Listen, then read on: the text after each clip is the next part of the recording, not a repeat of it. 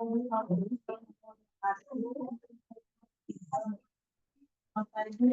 kata-katanya mungkin karena saya di tweet gue jadi belum perkenalkan saya dari karena gue mahasiswa dari spesialis perawatan jiwa UI mengisi melaporkan ya kegiatan kami berdua khususnya saya di Bogor langsung saja lagi ya Bogor.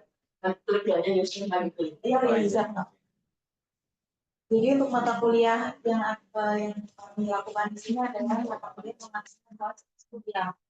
Jadi masalah psikososial itu tujuannya apa? Diterapkan pasien-pasien itu yang masuk rumah sakit, kecemasan, keluarga juga bisa bisa mengatasi rasa cemas.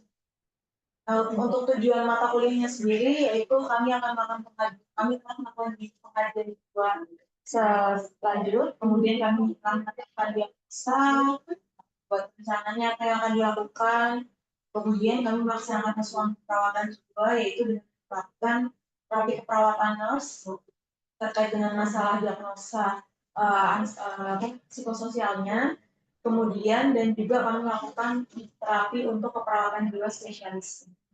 Kemudian kami telah melaksanakan dan mengevaluasi setiap tindakan yang sudah dilakukan. Jadi untuk terapinya kami melakukan 3, yaitu individu, kelompok, dan juga keluarga.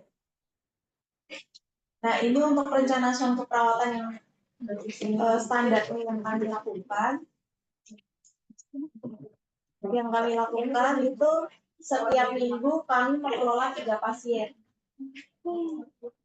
Setiap minggu kami mengelola 3 pasien dan kalau pasiennya pulang, jadi kami mengganti pasien. Dan jumlah visit itu setiap hari minimal 6 kali visit. Kemudian untuk yang realitanya yang sudah saya lakukan itu saya mengelola 37 pasien dengan total 150 kali visit. Untuk asuhan keperawatan di ruang tulip 2 sendiri, yaitu ini ada karakteristik dari pasien yang telah saya kelola. Jadi sebagian besar itu pasien berusia dewasa muda dan dewasa tengah, yaitu 18-40 tahun. Sebanyak 35 orang atau 78%. Kemudian dengan pendidikannya itu adalah paling banyak SMA, yaitu 37,40%. Kemudian untuk status pekerjaannya, sebagian besar itu tidak bekerja, yaitu 58,36%, dan status pernikahannya itu adalah menikah ya sebanyak 71,5%. Kemudian untuk caregiver-nya itu adalah sebagian besar itu diasuh oleh istri atau suaminya. Kemudian untuk diagnosis medisnya, ini ada beberapa diagnosis medis yang sebagian besar pasien saya dapatkan yang saya kelola. Itu ada anemia, DM, HT, kemudian vertigo, BKD, CA, W20. Kemudian untuk diagnosa keperawatan yang telah saya kerjakan untuk fisiknya itu adalah paling banyak saya menemukan nyeri dan juga diagnosis medis. Risikonya adalah ansietas. Tapi juga saya juga menemukan di diagnosa fisiknya adalah intoleransi aktivitas dan ketidakberdayaan. Kemudian kemarin juga saya sempat menemukan untuk risiko bunuh diri ada pasien ditulis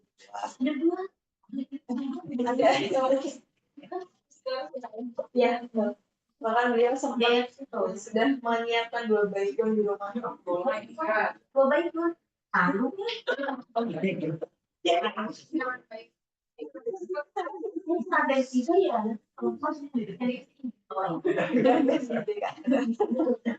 Terus untuk ini tadi ya diagnosis terbanyak yaitu nyeri dengan intoleransi aktivitas, kemudian ansietas dengan gangguan citra tubuh ya. Kebanyakan kalau gangguan citra tubuh pasien-pasien dengan CA, mamai, kemudian ada RPD sampai yang Nah, ini untuk asuhan keperawatan standar asuhan keperawatannya yang untuk individu ada TKN nyeri untuk nyerinya, kemudian keluarga TKN keluarga, dan kelompoknya kami tidak melakukan di sini. Iya di Komdas. Kemudian ini untuk tindakan keperawatan nurse generalis dan tindakan keperawatan nurse spesialisnya untuk individu itu bisa dilakukan untuk thought stopping atau penghentian pikiran, PMR atau progressive muscle relaxation, sama ada terapi ACT, kemudian ada keluarga itu ada psikoedukasi keluarga atau FPE, dan untuk keluarga ada terapi suportif. Nah, ini untuk terapi tindakan keperawatan yang sudah saya berikan untuk klien nyeri, itu TKN-nya sebanyak 33 pasien, dan juga untuk TKN keluarganya 33 pasien sekian. Jadi, saya melakukan terapi ke pasien dan juga ada keluarganya juga. Tapi memang sebagian ada sih beberapa yang kayak B20 itu, jadi masing-masing nggak langsung. Dan itu pun ke keluarga tidak menjelaskan mengenai hanya ke masalah psikososial. Ini untuk ansietasnya sama dilakukan untuk TK individu dan TKJS thought stopping untuk 35 pasien. Karena pasien mengatakan cemas tentang kondisi. Kemudian ini untuk TKN keluarga dan TKJS FPE-nya dilakukan juga semuanya ya Bu ya. Kemudian, nah ini untuk tanda gejala ansietas pada pasien yang mendapatkan TKN dan TKJS. Jadi bisa dilihat di sini dari menurun dari 18 menurun sebesar 18,49%, 49 skornya dari 21,5 menjadi 3,01 untuk tanda gejalanya. Jadi pasien sebelum dilakukan tindakan kan pasti ada kami menggunakan instrumen, Bu. Menggunakan instrumen, kemudian sebelum dilakukan tindakan kami ukur, dan setelah dilakukan tindakan kami ukur kembali dan hasilnya adalah. Kemudian untuk kemampuannya itu dari meningkat sebesar 4 dari 2 menjadi 6. Nah, ini didukung oleh penelitian yang sudah dilakukan bahwa memang terjadi peningkatan kemampuan pada pasien dengan ansietas setelah diberikan terapi keperawatan dan terapi keperawatan diagnostik untuk masalah dengan ansietas. Nah, kesimpulan rencana tindak lanjut, tanda gejala nyeri ansietas menurun setelah diberikan terapi keperawatan dan terapi keperawatan neurospesialis. Kemudian kemampuan yang didapatkan itu mengatasi nyeri dan ansietas mengalami peningkatan. Kemudian untuk rencana tindak lanjutnya, melanjutkan pemberian tindakan keperawatan sampai tanda dan gejala menurun dan kemampuan klien meningkat sampai optimal.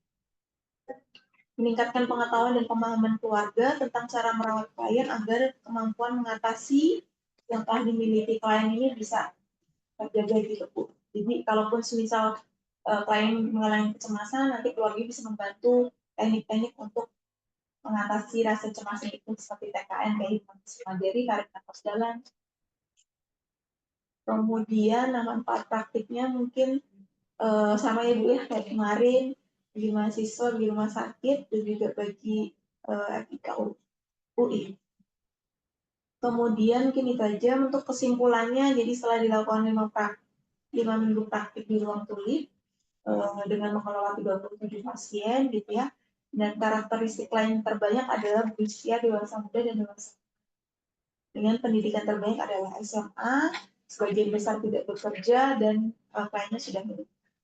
Kemudian faktor predisposisi dan presipitasi yang paling banyak ditemukan itu adalah dengan penyakit fisik atau kronis seperti CA, B20, atau penyakit-penyakit lain seperti post-op tindakan invasif.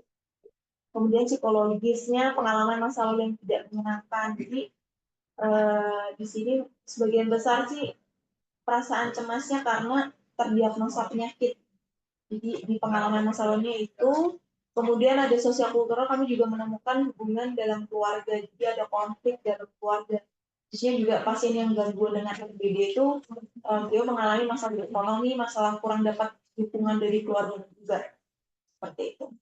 Kemudian diagnosis terbanyak itu adalah nyeri dan ansietas. Untuk tindakan yang telah saya lakukan adalah thought stopping, cognitive therapy, progressive muscle relaxation, CBT, dan FPE pada keluarga. Kemudian terjadi penurunan tanda gejala dan peningkatan kemampuan pada klien dengan nyeri dan ansietas. Untuk sarannya mungkin bagi mahasiswa mengoptimalkan kesempatan praktik untuk meningkatkan kemampuan, untuk rumah sakit mengoptimalkan kerjasama antara rumah sakit untuk pelaksanaan continuity of care, kemudian sosialisasi untuk perawatan jiwa di ruang-ruangan. Tapi untuk saya lihat untuk diagnosa ansietas atau psikososial sudah ada yang di ruangan-ruangan gitu ya. Kemudian mengoptimalkan tindakan kekuatan buat keluarga agar keluarga juga memiliki kemampuan dalam merawat baik. Baik, mungkin itu dari presentasi saya akan dilanjutkan dengan presentasi dari Mas.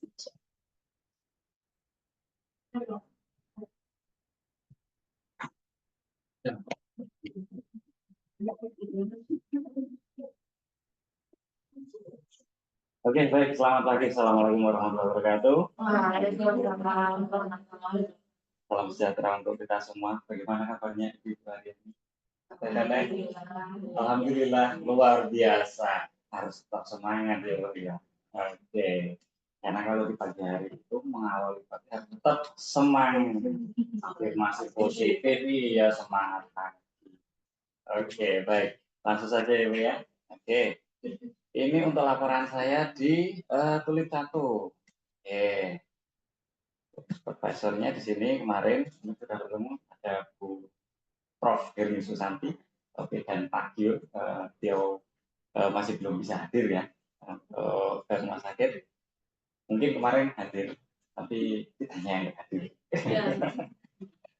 Oke. Mungkin kurang lebih juga sama tadi untuk tujuan praktik, terus pelaksanaan keperawatan setiap minggunya 3 kelipatan sampai ke 5 minggu seperti itu. Oke, langsung saja. Khususnya di Tulip 1 ini, setelah saya praktek 5 minggu, saya kurang lebih mengolah sekitar 40 pasien. 40 pasien di sini, dengan yang terbanyak adalah dewasa usia 18 sampai 6 tahun di sini ya. Sebesar 32, lalu ada yang usia lansia dari 60 tahun ini sekitar 8 orang. Untuk pendidikannya di sini yang paling banyak adalah di SMA di sini. Ada beberapa yang SD, SMP, dan juga perguruan tinggi. Nah, 3 orang ini. Untuk status pekerjaan di sini tidak bekerja. Lalu ada status pernikahan di sini kebanyakan menikah ke 31, sisanya menikah dan janda. Oke, untuk karakteristik caregiver di sini yang banyak juga dari istri atau suami, orang tua, anak juga ada di sini. Walaupun juga saya menemukan beberapa dari caregiver ini khususnya untuk untuk anak nih, orang tua ini ada mereka yang sambil bekerja Mas ya. Jadi ada beberapa saat atau momen paginya nggak ditemani, waktu mau masuk tim nggak ada yang temani. Jadi di situ saya menganalisa juga banyak terjadi masalah psikososial terutama Mas ya. Saya mau dimasukkan ke unik.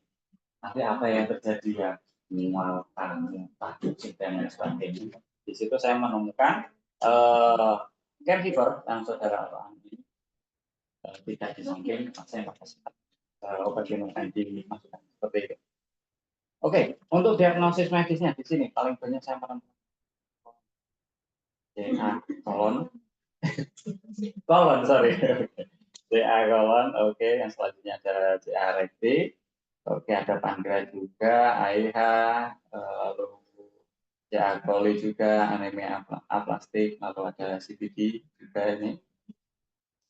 Oke, untuk keperawatan di sini untuk fisik paling banyak selalu nomor 1 nyeri, disusul juga dengan ada ini ada ketidakefektifan pola nafas. Kemarin saya juga menemukan walaupun orangnya terlihat baik-baik saja ketika saya mengobservasi dari segi objektifnya, Ibu kenapa Ibu saya akan ya kelihatan tapi Ibu ternyata baik-baik saja. Oh ternyata mungkin juga itu adalah efek dari psikosomatis. Mungkin ada psikosomatis Ibu sekalian teteh tahu psikosomatis mungkin terdengar asing. Psikosomatis jadi begini, ada keadaan kita mengalami stresor apapun itu, yang itu berdampak pada tubuh kita. Gelisah, pusing, mual, mondar mandir, kebelet pipis. Salah satunya juga adalah saya mau mengalami ujian nih, saya mau presentasi deg-degan. Nah, itu psikosomatis seperti itu. Oke, selanjutnya, kalau untuk keperawatan psikososialnya di sini paling banyak ansietas, cemas, ya, disusul dengan gangguan citra tubuh ya, karena ada beberapa pasien juga yang ketika mengalami sebuah penyakit ya, kalau yang nggak pede dengan dirinya, terlebih lagi ada Tommy, saya nggak nyaman, ya malu mas, kok ada ininya ya, benjolan ininya, kemana-mana harus bawa kantongnya ini, saya nggak pede.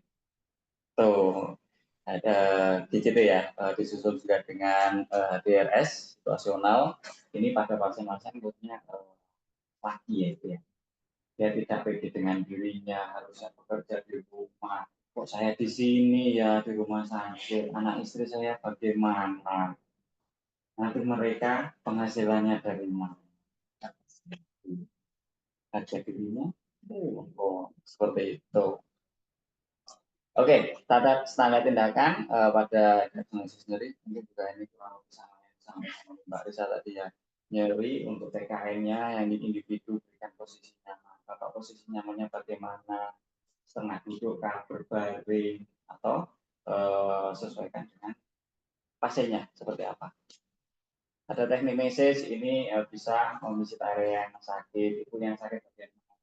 Oh mungkin di sebelah sini bagian tangannya sini terkena efeknya juga mungkin itu dari relaksasi, napas dalam, distraksi, kita ngobrol. Jadi mengalihkan perhatian ketika pasien berpikir aku kok sakit ini, boleh kita ngobrol dengan keluarga, dengan pasien ataupun bahkan juga dengan atau saya seperti itu.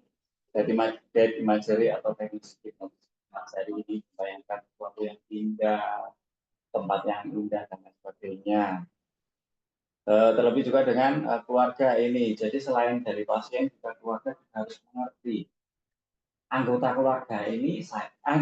keluarga saya ini kenapa sih sakitnya apa yang saya bisa lakukan. Oh sakitnya misalkan CA kolon, saya harus bantu apa? Oh mungkin bantu bersihin, bantu untuk masangkan dan sebagainya. Seperti itu. Kita juga mengedukasi keluarganya. Oke, ini standar diagnosisnya. Kalau yang itu ada shopping atau pengendalian pikiran, progressive muscle relaxation, dari mulai dari kepala sampai kaki ini. Lalu ada logoterapi, ada ACT. ACT ini penerimaan. Jadi ketika pasien saya kok sakit gini ya, atau kapan ya saya sebutnya. Jadi kita untuk membantu menerima kondisinya saat ini dan membantu untuk berpikir lebih positif, menggali aplikasi yang ada pasien. Itu keluarga ada FPE, lalu kelompok terapi sportif ini yang kita lakukan di dan di Bajimati seperti itu. Oke, standar diagnosa, standar tindakan keperawatan ansitas di sini tadi ya kurang lebih sama, dan relaksasi, distraksi, materi dan sebagainya di sini. Oke, perubahan tanda gejala. Jadi di sini setelah saya melakukan tindakan keperawatan dan tindakan keperawatan nurse spesialis dan spesialis. Jadi untuk yang keperawatan nurse seperti materi, distraksi, relaksasi napas dalam itu adalah hanya untuk perawat nurse. Ya, kalau untuk PKJS atau terapi keperawatan jiwa spesialis seperti tadi konseling, lalu ada CV, kognitif terapi, ada PMR, masker relaksasi itu namanya itu. Oke, rencana tindak lanjut memberikan TKN dan PKJS sehingga tanda gejala ansietas hilang, kemampuan pasien meningkat secara optimal dan mengatasi ansietas secara mandiri. Jadi kita melatih mandiri pasien setelah kita melakukan penelitian ya kepada pasien, harapannya pasien bisa mandiri itu. Dan beruntungnya ada beberapa pasien yang saya juga menemui. Jadi di minggu awal saya bertemu dengan pasien, alhamdulillah di minggu ketiga kalau tidak salah atau keempat saya bertemu lagi dengan beliau. Jadi saya bisa memfollow up. Bapak setelah kita melakukan pertemuan minggu kemarin, kita pertemuan di minggu ini sudah berjalan baik. Jadi follow up-nya bisa terus seperti itu. Karena juga mengingat masa rawat di khususnya di kulit mungkin ya ini cepat sekali ya Bu ya. 3-4 hari, kadang ada yang cuma 2 hari atau sehari langsung pulang. Saya juga pusing sebenarnya itu. Iya loh Bu, aduh ini baru dilatih, belum selesai kok udah pulang. Jadi kurang optimal sebenarnya Bu ya. Jadi harapannya itu tadi. Alhamdulillahnya, saya ketemu di minggu awal, di minggu akhir ini saya masih bisa ketemu lagi. Itu. Oke, ini anxietas yang saya lakukan thought stopping atau penghentian pikiran ada 27, CT cognitive therapy, 10 PMR masker relaxation, UPGCT ini, CP dan lain sebagainya. Ini sampai yang di stress spiritual, oke, saya tidak menemukan. Beberapa ini yang saya sih juga hanya satu semua. Oke, ini pre dan post ya. Jadi setelah kita berikan terapi keperawatan nurse dan jiwa spesialis untuk ansietas di sini ya. Sebelumnya dari 16,41 menurun menjadi 3. Jadi pasien tidak cemas lagi walaupun masih ada cemas sedikit ya. Tapi itu tidak mempengaruhi sekali. Lalu ada pre-nya di sini kemampuannya dari 10 seperti itu. Lalu ada HDRS, ada ketidakberdayaan, alhamdulillahnya juga dari tanda gejalanya yang sebenarnya alhamdulillah bisa menurun seperti itu juga dengan kemampuan. Jadi pasien tahu, oh saya ini cemas loh, apa yang harus saya lakukan? Saya bisa apa sih untuk nggak cemas lagi? Oh saya butuh teman ngobrol, saya bisa tarik nafas apa sih memandirikan pasien dan pola. Oke, ini MHKP, oke, visi, misi, dan lain sebagainya budaya ini. Oke, saya lihat juga sudah banyak dilakukan struktur organisasi jadwal dinas data pasien dengan adanya namanya spreadsheet ya, memudahkan sekali ya Bu ya. Oke, saya lihat juga kalau di operan baca itu sudah sangat terintegrasi ya Bu ya. Oke, siapapun bisa melihat nextnya yang ada di sini. Oke, bagus. Over pre-conference, post-conference, itu motivasi yang bagus dilakukan. Kedua, orientasi tentang perawat dan kerja.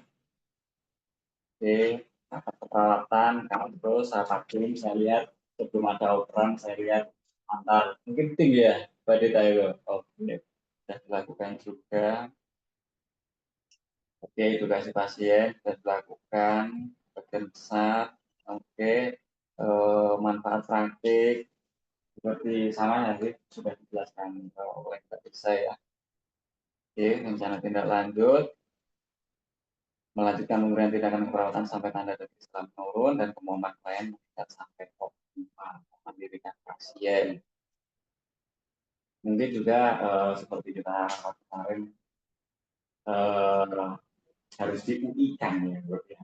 Mungkin Ibu nanti bisa ya atau dari teman-teman yang lain bisa melanjutkan pendidikan ya, di-UI-kan dulu. Mungkin juga sampai nanti bisa spesialis sama seperti kita nanti harapannya. Amin. Jadi kita mungkin semoga. Oke. Oke, baik itu presentasi saya khususnya dari unit 1 ya. Oke, mungkin ada yang ditanyakan dari Bapak, sorry, dari ibu-ibu sekalian. Aduh, iya. Saya juga belum bapak-bapak itu. Bapak aja. Oh, bapak aja. Oke, baik.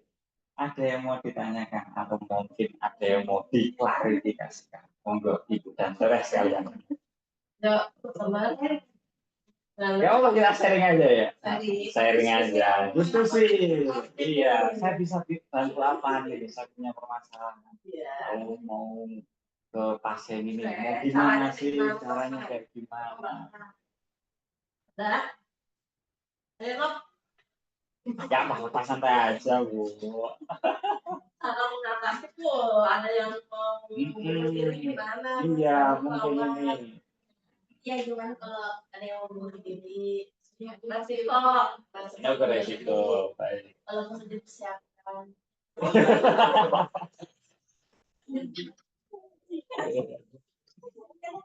Mungkin gini ya, kalau misal untuk orang bunuh diri, sebenarnya kan itu masih beresiko. Masih yang bahkan mengarang juga gini, pasti gangguan jiwa itu kan yang masalah di kognitifnya ya KM, di kognitifnya cara dia berpikir masih ada pikiran-pikiran negatif gitu. Salah satu pikiran negatif yang muncul adalah tugas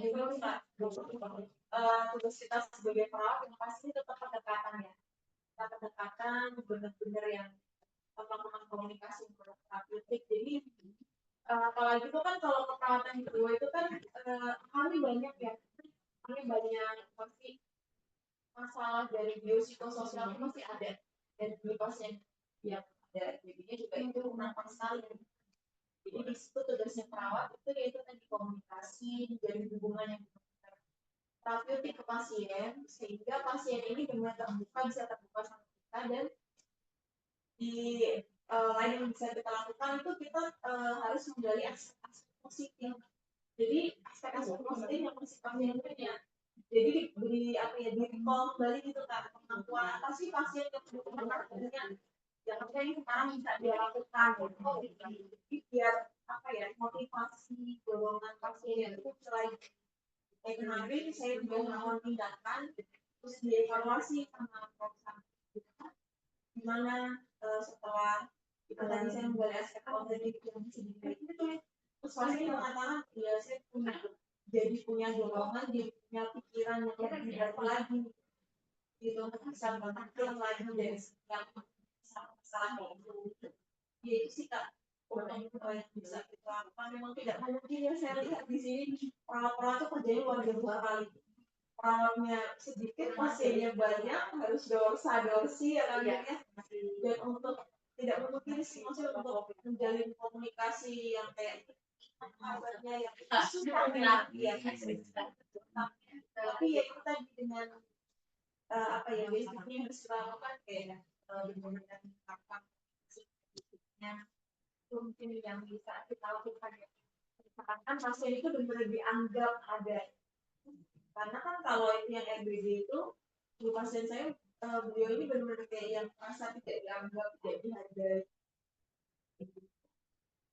dan di rumah sakit umum di rumah sakit jiwa pasien-pasien yang sering masuk itu kebanyakan mereka dihina tidak dihargai penerimaan kita sebagai perawat pasien itu benar-benar berdampak ya.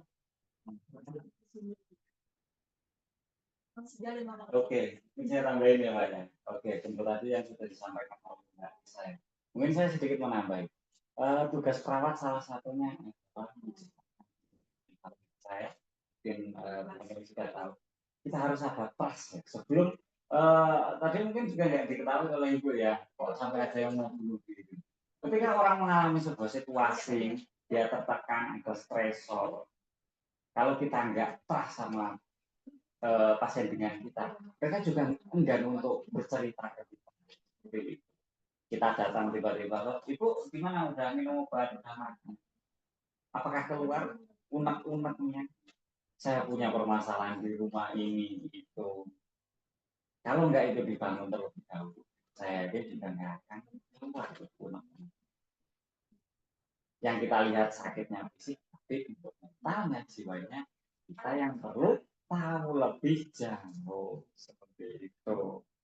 Itu balik saya. Oke, baik. Terus mungkin ini, saya menotis untuk mungkin ini lebih ke saran ya Bu ya. Oke, dari tulis 1 dan tulis 2, ketika kita operan, mungkin kita ekspresi warga ini ketika kita ke pasien kan nggak kelihatan. Kalau kita tutup pakai masker, kita tahu nggak? Kita senyum, kita cemburu, nggak kelihatan. Setidaknya ketika kita berhadapan dengan pasien, salah satunya komunikasi yang seperti itu adalah wajah yang ceria, ibu bagaimana kabarnya, mungkin juga diperhatikan ketika pasien mohon maaf penyakit yang menular ya, tapi setidaknya kita ibu dengan saya ini kita ikut gitu depan, jadi supaya ekspresi kita kepada ibu dan Oke, begitu ya, Ibu. Oke, Mbak Risa.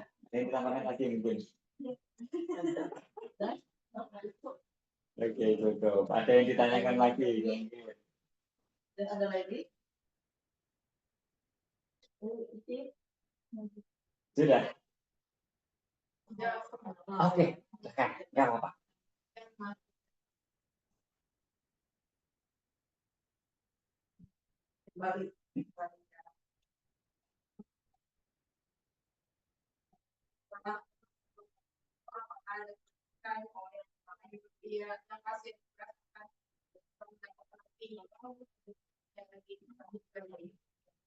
Oke, baik. Alhamdulillah ada ya, Mbak ya. Oke, jadi pasien lebih tahu, Mbak. Jadi aspek-aspek yang selama ini pasien terfokus dengan penyakit yang sebelumnya itu pasien menjadi lebih tahu dan pasien lebih mandiri. Itu yang saya evaluasi gitu. Terlebih dari TKN dan TKJS. Pertemuan yang kedua, setelah saya pertemuan yang pertama, saya rasa meningkat, Mbak. Meningkat jadi lebih tahu. Walaupun pasien harus dievaluasi lagi. Bapak, di pertemuan kita yang pertama kemarin belajar apa sih? Lupa. Saya ingatkan lagi, gitu. Terlebih lagi juga ini, ada pasien yang memang yang nunggu ya, care gitu, berbeda. Saya nggak bisa ngevaluasi. Kemarin ibunya, sekarang kok bapaknya ini. Saya jadi ngedukasi kembali. Family secret. Ini nggak optimal ya, Mbak. Kecuali memang kalau yang nunggu di awal sama yang nunggu di pertemuan yang kedua ini ya, itu juga ibunya lah.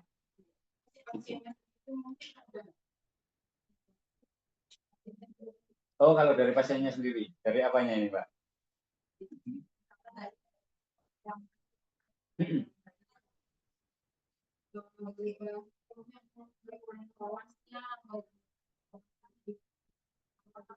Oke, oke. Sejauh yang saya lakukan, pasien jauh lebih tenang, gitu. Tapi memang perlu ini, Mbak ya, follow up lebih lanjut ya, Mbak ya.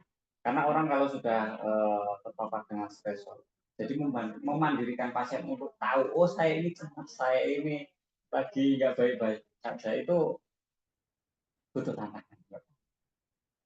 Itu yang saya rasakan, Mbak. Seperti itu. Gimana, Mbak Dila?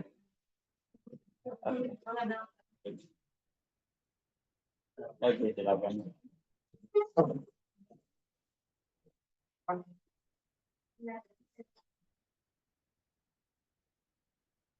Kalau untuk dari si pasiennya jauh lebih tenang.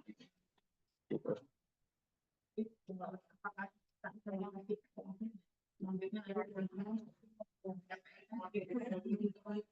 Oke, mungkin masukan nanti ya. Oke, baik. Masukan saya nanti ya. Oke, mungkin nanti kita akan buat list ya. Kalau nanti nyari bagaimana seperti itu. Boleh? Oke. Oke. Kita punya resep kan? Iya, itu.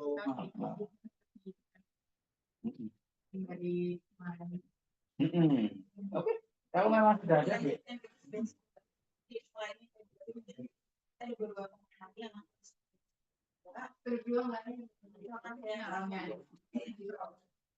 Akan follow up lagi pasien-pasien ini ketemu di rehab ini, wah alhamdulillah di resbulan nanti ketemu lagi. Biasanya teman-teman dari ini yang sebelumnya ada operan nggak sih yang Komunikasi dari satu yang sama-sama di ini gimana nih? gimana ketemu lagi kan jadi biasanya kalian operan nggak sih? Ada. Operannya follow up lagi di tempat itu. Ada. Jadi kita data dulu ya. Memang, oh kemarin sudah ketemu dengan Mbak A gitu. Oh jadi saya konfirmasi ke yang sebelumnya gitu. Oke. Apakah pasien atas nama ini sudah diberikan kemarin? Oh sudah Mas. Oke, baik kita pengajian. Jadi saya tinggal follow up aja. Kemarin sama Mbak ini udah sering ngapain? Oh ya Mas ya. Oke, kalau lupa ya kita ingatkan kembali. Kita latih lagi. Terus. Iya, itu. Belakang pasti kan beda-beda tuh. Kalau ini Jadi pas di dalam edukasi gitu ya, mengkaji nanti anda ini gelombang selanjutnya ketemu lagi sama ini pasti gitu kan kalau di sini. Oke. Follow-up-nya lebih berjalan gitu. Iya, memang gitu. Kita kira biasanya di luar itu pasiennya ya jadi bakal pun kayak kami kayak saya kemarin. Ternyata pasiennya itu dari batu tulis. Pernah ke sana juga. Terus kayak yang jadi satu sama yang bapak-bapak, oh iya saya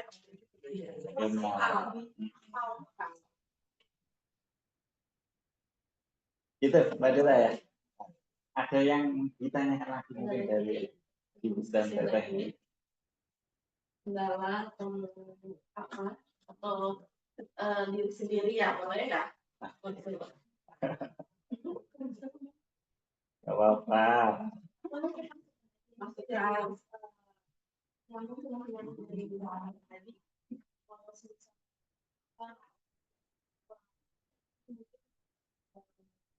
tadi apa ya setiap bukannya itu dikasih skala itu Pak. Jadi kalau misal kayak kami itu misal itu tadi cemasnya ini dari 0 sampai 10, 0 tidak cemas, 10 sangat cemas. Setelah dilakukan tindakan kamu jadi berapa sebelum bersidang. Jadi kita bisa lebih ngerti oh ya ternyata apa yang sudah kita lakukan itu benar-benar mengatakan tidak secara bermacam pasien. Tidak dievaluasi. Kalau ini juga kayak gitu yang kalau dirinya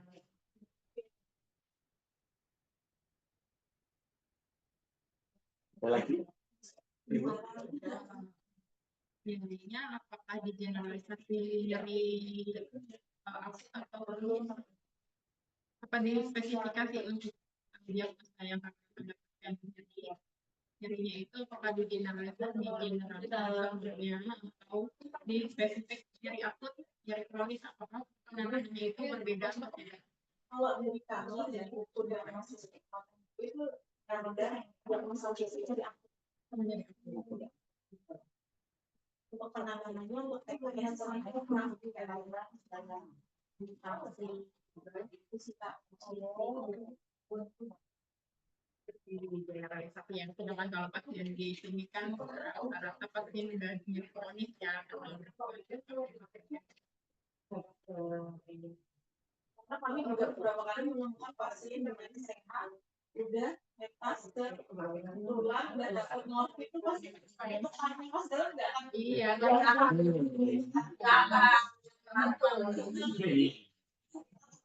jadi tetap nggak akan bisa ya udah konflik dia itu mengatasi rasa itu sosial orangnya kurang ya Itulah tadi tujuannya adalah memandirikan oh saya sakit ini mungkin kalau sudah diberikan morfin nyerinya jadi turun. Nah ketika nyeri turun itu supaya lebih turun lagi gimana oh saya jadi tahu nih kalau nyeri itu mungkin bisa dilakukan sebagai nafas dalam itu jadi kombinasi juga ya kalau untuk tidak nyeri kronis obat sama kita ini iya gitu. Bagaimana sekalian Etek sudah jelas atau ada yang ingin ditanyakan lagi ada yang mau tanya oke baik kami menyampaikan terima kasih dan dulu dan sudah lagi mengajukan tanpa apa ya tanpa golongan ini kan nggak bisa gitu masyarakat yang bisa melakukan juga kalau mungkin selama ini ada tingkah laku atau perilaku dan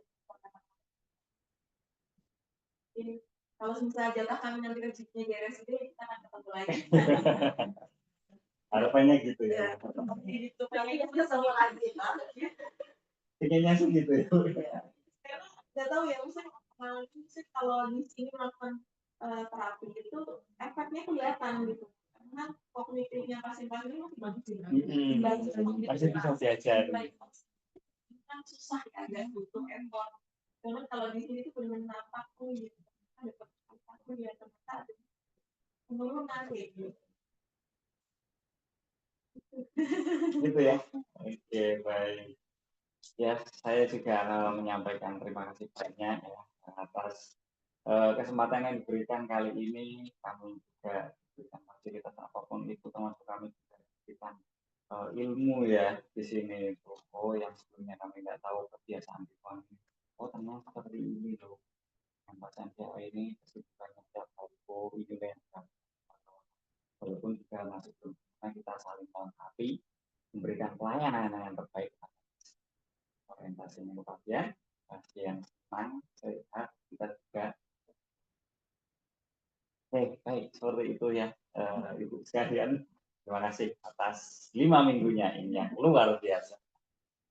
Oke, baik, terima kasih atas kehadirannya, kurang lebihnya kami mohon maaf. Assalamualaikum warahmatullahi wabarakatuh. Selamat pagi.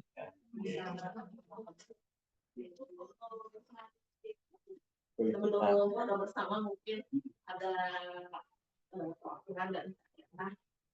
Terima kasih juga kepada Kaisa, Mas Tia, sudah bersama kita. Semoga dari belakang saya udah beres lagi.